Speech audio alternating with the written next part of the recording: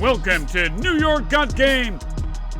Welcome back to another edition of New York Got Game. We are here. The draft is over. It is free agency season, folks.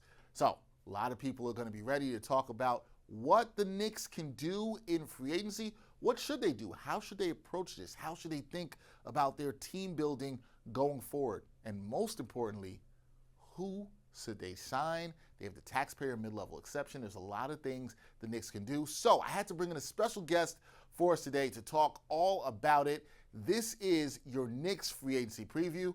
We're going to get right to it. The Knicks are heating up.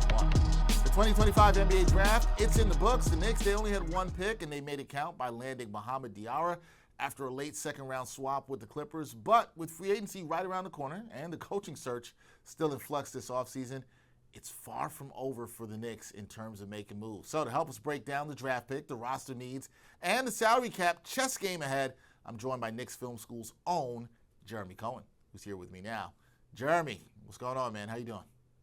Dexter, I'm doing great. Got free agency coming up soon. We had a little bit of chaos with the draft, but can't wait for what's in store over the next couple days. Yeah, it's going to be busy next couple of days. It's going to be very interesting to see what the Knicks do. We're going to talk a lot about free agency here on this episode. But, Jeremy, let's start with the draft because, as I just mentioned, the Knicks, they ended up with Mohamed Diawara after they swapped picks with the Clippers. So what's your initial evaluation of that move and also Diarra's fit on this roster, whether it's next season or later down the road? First things first, it wouldn't be a Knicks draft without some sort of moving up or down. I for a moment thought that they were going to just stay at 50, and lo and behold, I guess the Knicks felt, we're bored. Let's do something a little bit more adventurous. So, in terms of the pick itself, it's good to have a player like that who can complement the rest of your star players. Certainly a little raw. Shooting might be a little bit more in question, but the opportunity for him to, with this training staff, or really as any development that he has along the way, could be potentially viable. For me, when it comes to second-round picks, especially later in the draft, if you hit on them, that's huge. If you don't, it's a real gamble, and there's not a whole lot of expectation. Not to say you can't find good talent that's later on or undrafted, but it's tougher to do. So with a player like him, I feel like, especially with the relationship to Mohamed Diawara, it doesn't hurt. And when you think about free agency as well, shares the same French agent as Gershon Yabusele. If the Knicks were looking in that direction, it doesn't hurt to grease palms where you can. But all in all, they took someone that complements their team, especially when you look at Jalen Brunson and Karl Anthony Towns, maybe not the best defenders in the NBA. So getting players who are really strong on the defensive end certainly can help them there. Yeah, can't hurt, right? Can't hurt at least. It might be a bit of a project, but we'll see. And that brings me to my next question because you just mentioned Diawara's known for his defensive versatility, also the length, great size there, but his offense is still a work in progress. What's the ceiling on a prospect like him, and how do you see the Knicks developing, or how would you like to see the Knicks develop him down the road? I'd say I'm more of a cap guy than a draft guy, just to be upfront about it. But yes, if I had to, I agree. If I had to go out of my comfort zone just a little bit, even if you're able to get someone who can spot up at a really high level, maybe if he's not creating a lot of his own shot, you can live with it. But just being a corner spacer, someone who can provide some sort of gravity with that defensive component, maybe whether it's the versatility, whether it's point of attack defense, someone who can deflect wherever you need to on the defensive end. All those things, they add up. It'll be interesting to see how the Knicks continue defensively, what their scheme looks like with Tom Thibodeau out and a new coach still to be determined. So if that's the case, maybe the Knicks gamble a little bit more with those long arms. You find someone like him to be able to really disrupt an offensive flow for the defense. And if you can do that and turn that into transition points, that's a great player to have. Yeah, it absolutely. See, I think you did okay as a draft guy there. You are the cap guy, but you did all right there. I think you did. I think you did okay. Thank you. Appreciate it. Fine. All right. So when we look at this roster as it stands right now, okay, we understand still don't have a coach. There's still moves that can be made. What are the Knicks? What do you think the Knicks see as their biggest needs that they want to address in free agency? Is it getting some wings? Is it shooting? Front court depth? Is all of the above? What do you say the biggest needs are for the Knicks here in free agency? For me, the thing that I would, if I'm the Knicks, pay the biggest attention to is how do I get a mobile big? How do I get a big man who can see time at the 4-5, similar to what you do with Karl Anthony Towns? Maybe be able to provide a little bit of defense and rim protection. If not, still above the break shooting. It's okay to have some redundancy there, but the feeling from the Knicks is, we spent a lot of time with Tom Thibodeau with a very strict 9-man rotation, and then come playoff time, it shrank a little bit more. If you're able to use the players still on your roster, maybe get to 10, 11 guys, interchange where you can, find time there, that's good. And where the Knicks stand right now is about 10 players under contract when you consider Huck Porty and his team option.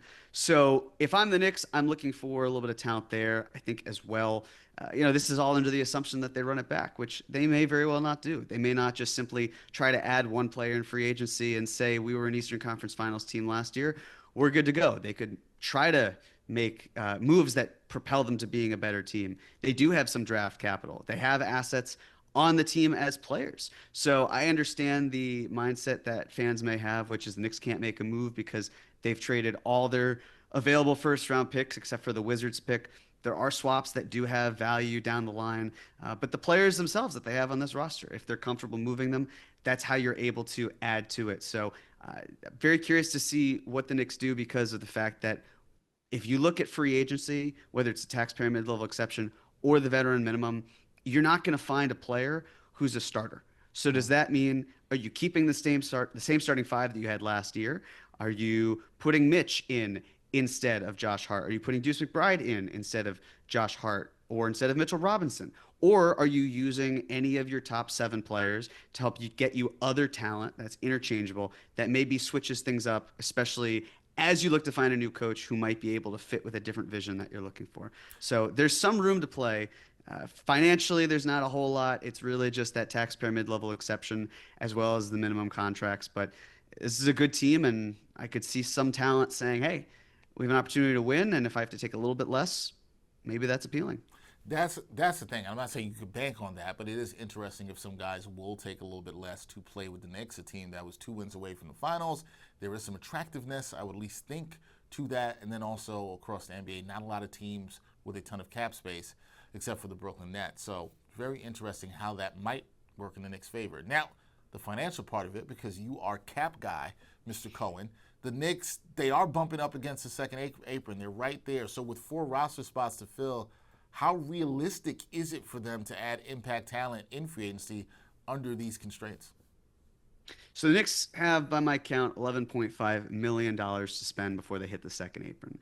That includes the top 7, as mentioned, as well as Mohamed Diawara, Tyler Kolek, and RL Hukporti. So they'd be at 10. So as you said, Dexter, they'd have 4 spots to fill. And they can do that. They can find ways to get a player with taxpayer mid-level exception.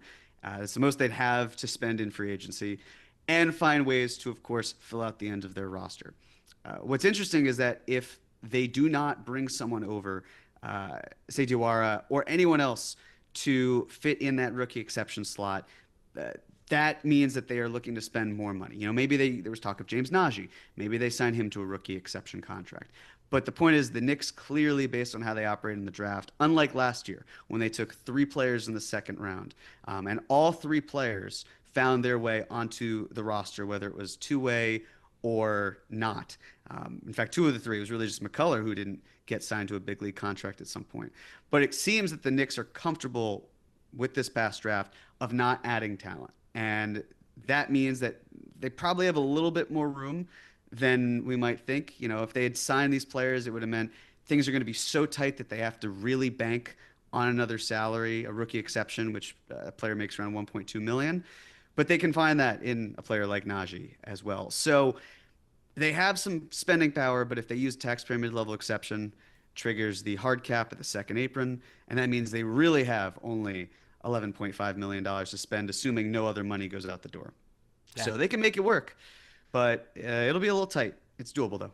It's doable. We'll see. That's what the capologists are there for. Jeremy, who's a cap guy, he knows all about this, which is why we had to ask him about that. Now, Jeremy, I know at the time of this recording, team still does not have a coach. Everybody's still anxious about that. But the Knicks bench ranked last in minutes per game last season. Do you think we'll see more of a defined rotation for younger players that you mentioned, like Mohamed Diawara, Tyler Kolek, and Ariel Hakpurdy next season. No matter who the coach is, do you think the Knicks will play those guys more and see what they had with the talent that they drafted just a year ago? I sure hope so. And the reason for that being, okay, you've got Huck Porty for one more season before he hits restricted free agency. You've got 2 years after this year for Dadier. You want to at least have him start to take a step forward. You've got Kolek, who can be a restricted free agent after his third year in the league or an unrestricted free agent after his fourth year. So if I'm the Knicks, I've invested assets into these players. I want to see what I've got in them. I want to be able to give them the opportunity. We know that a player like Kolek, despite not playing well, does a great job of finding players in the corners. The Knicks like their corner threes. They hit them at the same frequency last year, but the rest of the league took more of them in general than they had in years before. So the Knicks going back to the well of how do we hit corner threes would be beneficial. Kolek can help there. With Dadier, his defense is strong. You know, he's not the fastest of players, but he can move pretty well on his feet. But granted, we haven't seen it at a high level, at the highest level, a ton. And then when you have Huck Porty, it's the question of, we know he can pass out of the short roll. He can rebound well. He's a good defender. He can protect the rim. You want to see what you've got in these guys, especially as if you have other moves that you need to make, you need to plug up the depth somewhere. So being able to play them more minutes, I think it's pretty essential for how the Knicks can grow, not just ceiling-wise, but purely raising their floor. When players get hurt, you want them to be able to step in where they can. And you mentioned the Knicks were last in minutes per game. It's absolutely true, especially being last in points per game.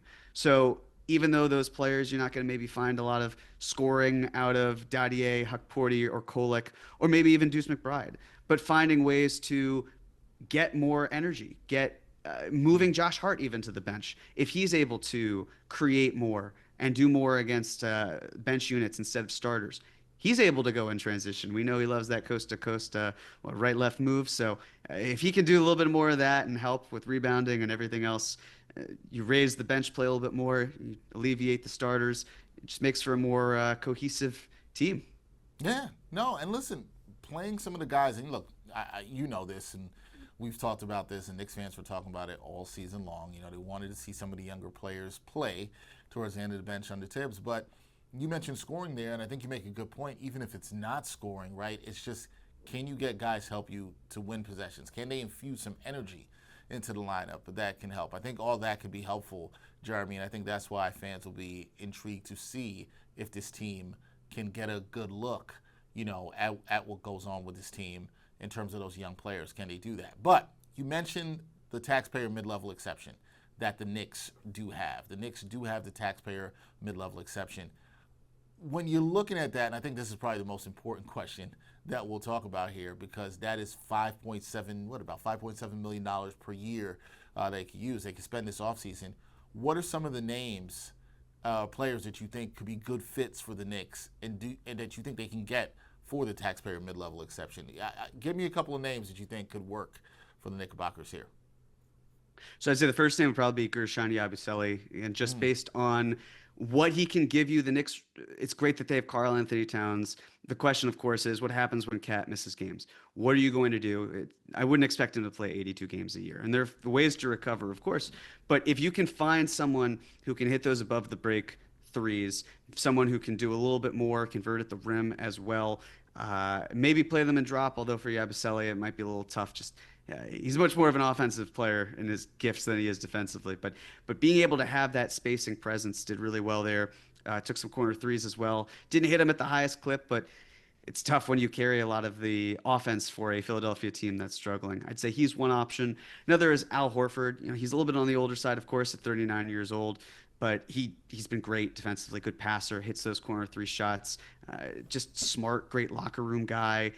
Really was the lifeblood in a lot of ways for that Celtics team, especially won the championship. Outside of that, the options get a little bit more dwindling. Sam Merrill recently signed with the Cleveland Cavaliers on a pretty rich contract, so he's off the market. I know a lot of fans probably of Gary Trent Jr.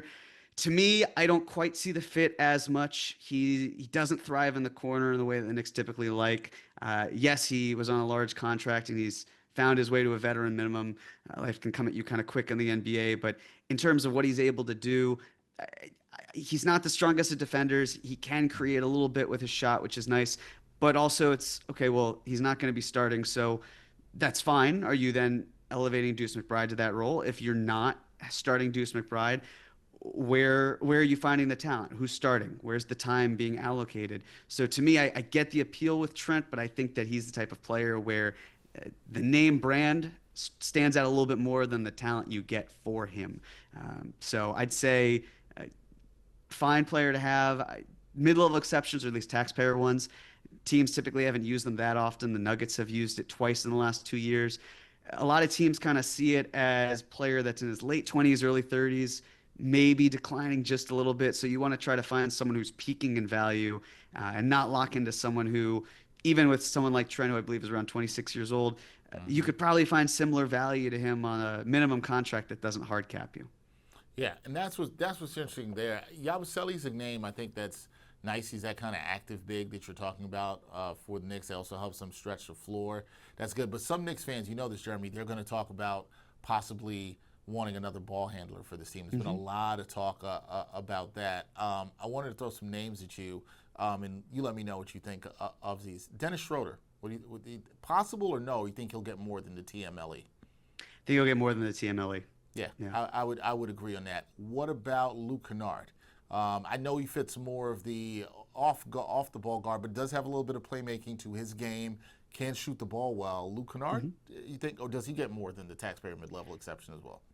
I went into the offseason thinking he'd get more. I could see him getting around taxpayer mid-level money, maybe even less than that. Just the original thought being this is a guy who was making around, I think, $9 million last year, a really pure shooter. But even with the creation that he has at the age that he is, it's possible that a team doesn't say, hey, we're going to invest in a player like that. Then again, if Sam Merrill just got the money he got, maybe there is an appetite for a team with a non-taxpayer mid-level exception to say, we'll give Kennard a decent contract. Lonzo Ball just got $10 million in year 1 and year 2 from the Chicago Bulls. Of course, traded the Cleveland Cavaliers, but that's good money for a player over the last 4 years who played in 35 games, 0 games, 0 games, and 35 games. So there's talent there, yes, but if I'm a team that has money to spend and I want to add spacing to my bench, I can offer more than that taxpayer mid-level for Luke Kennard, and I could understand the argument for why he would take it. Yeah, no, I can see that. It'd be shocking for me.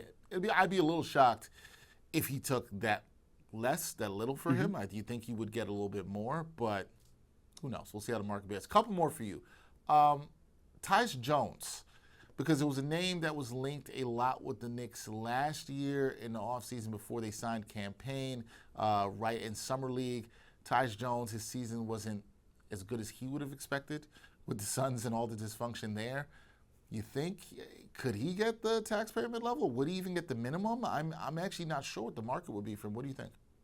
I was waiting on that name to come up. Okay. The thing with Taius Jones, the thing with Taius Jones that I wonder about is, I believe he spent the last 4 seasons averaging 25 minutes per game. And so the question is, can you play someone like him with Jalen Brunson? Because that's going to be tough. Unless Jalen Brunson is playing fewer than, say, 32, 34 minutes per game, which, hey, maybe he does. But even then, okay, that's around 16, 18 minutes per game or so that you give to Jones without him having to share the floor with Brunson. To me, that's prime Kolek minutes. And even if you make the argument that Jones is a better player than Kolek, which I don't think is unfair at all at this point in their careers, it's a question of, well, what do you feel comfortable with? Because if it's Kolek, you could say, well, we'll play you as little or as much based on how your development dictates. With Jones, it feels like if I'm him, I'm saying, why go to New York when a place like Dallas clearly needs a ball handler until Kyrie Irving comes back, and they've got the taxpayer mid-level exception available to them too. So why not take an opportunity to try to start there? Of course, there are whispers of D'Angelo Russell maybe being there instead. But if I'm Jones, I think I want another opportunity than playing behind Jalen Brunson. Last year was a little rough for him. He finds guys in the corners as well. But I struggle to see where his fit is in New York and how that helps him prove that he still can get that next large contract in the NBA. Yeah, he's a guy I like in theory for the Knicks, although I have the same questions as you where I'm not sure how he could play, how much playing time you get. Would he be happy with that? Can you play him with Jalen Brunson? I think those are all fair questions.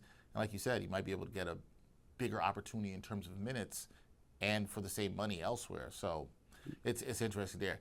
I had a couple more I'm going to throw at you here before we move on. Gary Harris uh, would play with the Magic last year. He might be somebody. I don't know. Maybe you could get him at the minimum. Still only 30 years old. Can shoot the ball well. He had career lows across the board last year in minutes played, scoring, shooting, everything. What do you think of him? I believe the Magic have a non-guaranteed option with him, so we'll see if they bring him back. If they don't, would certainly be open to it. I think Gary Harris is the type of player where he really benefited tremendously from playing with Nikola Jokic, as Kentavious Caldwell-Pope also learned to realize when you go to Orlando after playing with Jokic, it can be a little isolating when you don't have that player finding you behind the line. But I like Gary Harris in general. I think from a depth perspective, you're probably looking more at the minimum contract, just given the injuries, given what he's able to do. I think I'd understand signing him with a taxpayer mid-level exception. It wouldn't be my preference per se.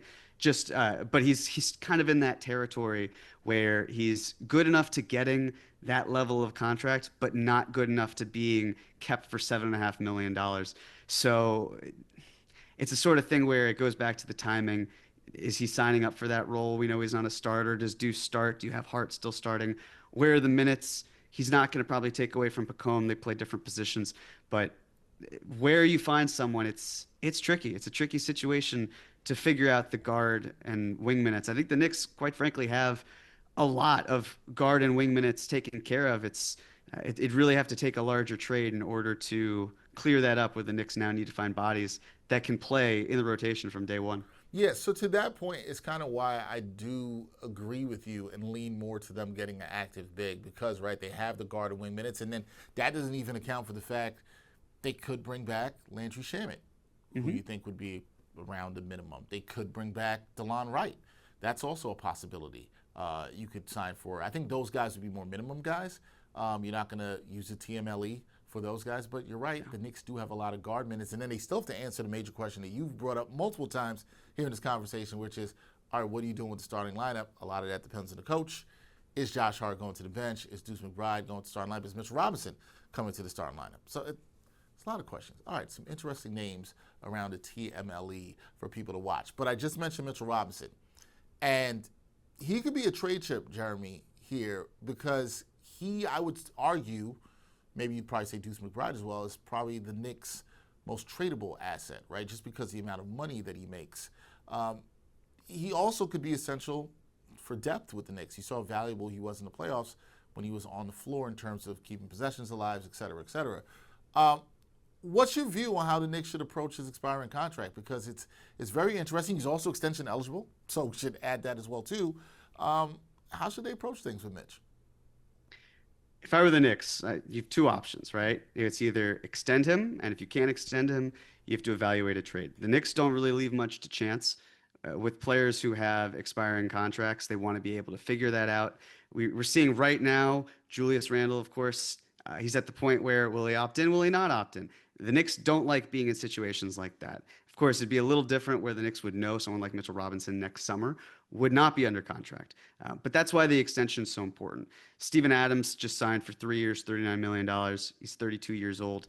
He played in around 40% of regular season games over the last 3 years. Mitchell Robinson, I believe, has played in around 43% of possible regular season games over the last 3 years. So there's a comparison that you can make between the two, where if I'm the Knicks, I'm saying Mitchell Robinson's 5 years younger. If you can get him on a descending deal, he can earn at most in year one with an extension a little over $18 million, which they can afford and still be under the second apron, even with a Muel Bridges extension potentially on the horizon. The question for the Knicks is, can you get similar value from Mitchell Robinson as you can from an Ariel Hukporti or finding someone like Al Horford as well? Are you able to mask that? And if I'm the Knicks, sure, extending him would make a whole lot of sense. If I'm not extending him, I'm looking for backcourt depth. Now, I know I just mentioned where are the minutes going to come from? And that's why I think if you're moving Mitch, it's also because maybe there are other pieces on the team that you have to move where it's clearing up any sort of roster logjam. And usually these things work themselves out. But there's a question of redundancy where if you also want to create a world where your rotation is Josh Hart going to be the worst shooter on your team? And if Josh Hart is the worst shooter in your regular rotation, you're in a pretty good spot. That means that you've got really high level shooting talent. And then Ariel Hukporti, of course, doing some yeoman's work when he's called into play. But with Mitchell Robinson, I've been thinking every single summer, now's the time to move him. But now truly is, if you're the Knicks, an opportunity to move him because of the fact that he has the injury history. You might be able to find ways to replace him in the aggregate. And do you want to lock into that type of deal? Do you want to pay someone where, you've got Hukporti, as I've mentioned?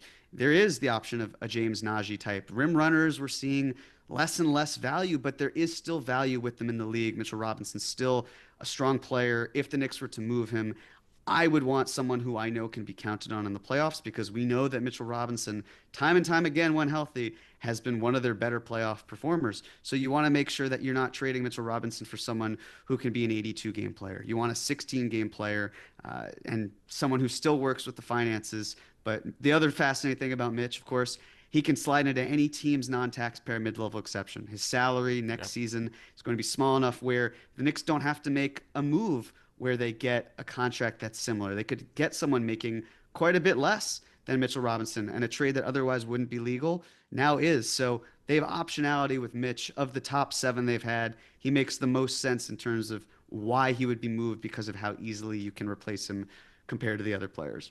Yeah, very interesting to see what the Knicks may or may not do with Mitchell Robinson this offseason. A lot of flexibility and optionality there for the team. Final thing for me here, Jeremy, because this is the biggest question other than the taxpayer mid-level exception. When you look at the this offseason for the Knicks, what do you think is the most crucial move the Knicks have to make between now and training camp to keep themselves contending in what looks now very wide open Eastern Conference? What's the biggest move they've got to make? I'd say look in-house first. We're saying that outside might be a little scary, so look inside your own home. I still have to go with Muel Bridges. I think that is a huge linchpin here. And if the Knicks are not able to get into a contract extension with him, I think some alarm bells have to go off. Of course, you could say, well, the Knicks have ample time to be able to get this done. They could really do this through June, but the Knicks don't like to let things linger like that. And I keep wondering, in terms of Muel Bridges, is there a reason why we haven't seen him lock into a contract extension with the Knicks just yet? If it is it because he wants to take a little bit off the top as a courtesy?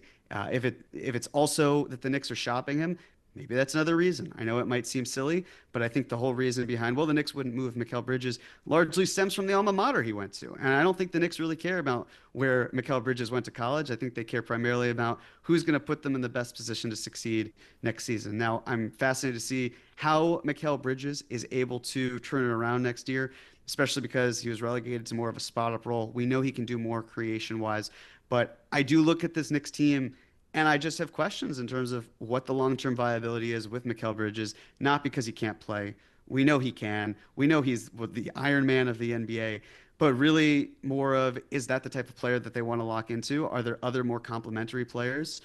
This is a league that's run primarily by bigs and guards, which is how the MVP race is shaken out. But wings are incredibly important. Wings come at a premium. And I understand that even with a down year, people may think, oh, Muel Bridges, it'd be hard to get something for him. But if I'm the Knicks, I'm listening. I'm keeping my ears wide open to see what I can get, if anything, especially if I'm not able to lock into a contract extension with him. Yeah, they're going to have to do their due diligence. And there's one part I think that you can wonder with this from Muel Bridges is that will he be more efficient next year through the regular season? Because I did think he was better, particularly defensively in the playoffs. But would he be more efficient offensively and also defensively under a new head coach? Would they utilize him a little bit differently? What's the value of that? But yeah, I don't think the Knicks would be wrong to do their due diligence and see what could happen with Bridges in terms of the trade market, and could they upgrade with some more complementary pieces. But it's going to be a fascinating offseason. Knicks still have to hire a head coach. That's a huge part of it. That could be the biggest move between now and training camp for all we know. But everybody, that is Jeremy Cohen. He is the cap guy. I'm going to call him that. Not the draft guy, he's the cap guy for Knicks Film School. He's going to be all over free agency. If you don't understand it, Jeremy, you know this. This is going to happen in the next couple of days. Free agency starts on Monday. Fans are going to say, why didn't they get this person? Why didn't they get somebody? Check the cap, please. Understand the cap. And if you don't understand the cap, check out what Jeremy has to say. He'll help you break it down. all the time. Jeremy, appreciate you, my friend. We did this for trade season. We're now doing this for free agency. Pleasure talking to you here in New York Got Game. Thank you, man. Thank you, Dexter. Appreciate it. Okay, so we'll see what the Knicks can do as they continue their offseason with free agency, and NBA free agency starts at 6 p.m. Eastern on Monday. Before we go, we got to talk about the Brooklyn Nets and what they did at the NBA draft. Now, they made history taking 5 first-round picks. Nobody had ever done that in the first round before, and the reaction from Nets fans has been not too positive. A lot of fans feel like they could have done more in this draft, not in terms of taking more picks, but could they have moved up to maybe get a higher lottery pick? Could they not have had some of the positional redundancy that we saw from them? They took 3 point guards, all who are not great shooters, so there's a lot of questions about that. And it seems like the Nets maybe did not take the best player available in their draft, so a lot of questions about the Nets. But look, it's still early. You have to take time with these draft picks and see how it all pans out. Feels like it could be a very important draft that just passed by for the Nets and Sean Marks in determining what the future will be for this team as they try to rebuild. And you got to hope they hit on some of these picks, because when you take 5, probably need to hit on at least 3 of them. But we will see. As for the New York Liberty, they haven't been playing good basketball lately. They've only won 2 games in their last 6. They're currently 1-2 on their West Coast road trip. They are going to wrap that up. The trip overall, they've wrapped up the western portion of it. They will wrap it up on Sunday night as they play the Atlanta Dream. And they're looking to get back on track as their defense has slipped a little bit without Jonquel Jones, who is going to be out for a bunch of weeks. They're looking to get her back into the fold, also dealing with a neck injury from Sabrina Ionescu. So the Liberty trying to get back on track. Didn't play well out west, hoping to finish this road trip 2-2. We'll see what they can do on Sunday. That's going to do it for this episode of New York Got Game. Special thanks to my guest, Jeremy Cohen of Knicks Film School. You know how we do. Always got to thank the people that make this show look great every week. My guy, producer Nick Federico, editor Corey Porter, production assistant Olivia Cilio. I'm Dexter Henry. We'll be back next week with a lot more to talk about, especially seeing what the Knicks Nets did in free agency, more on the Liberty. We'll do all that next week here on New York Got Game. Thanks for watching New York Got Game.